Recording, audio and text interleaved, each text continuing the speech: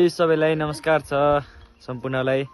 हामी पनि एकदम आरामै छौँ, हजुर पनि सन्चै चलाउने आशा गर्दै आजको ब्लग यहाँबाट सुरु हुँदै गइरहेको छ।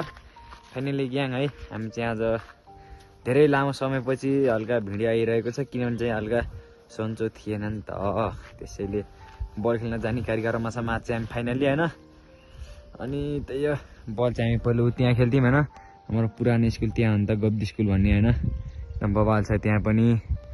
अनि ओ माई गड, किन बलर आइरहेको छ आज, क्यामेराको क्वालिटी एकदम नराम्रो आए जस्तो लागेको छ।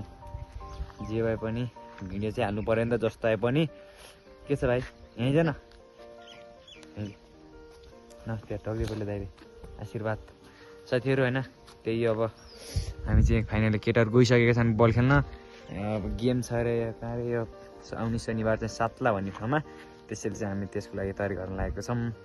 अब त्यही गाइज, हामी अब फाइनली घरतिर जान्छौँ, आइज मुन्दै आइज जाऊँ। अनि त्यसै गरी चाहिँ अब हामी हाम्रो गाउँ एकचोटिमा हजुरहरूले सरहरूले आएदेखि चाहिँ गाउँ चाहिँ यहाँबाट सुरु भइसकेको छ। सर यो मोटो बाटो भयो नि, हाइवे अफरोड यतातिर छ होइन, एकदम बवाल छ गाइज हाम्रो गाउँ चाहिँ होइन।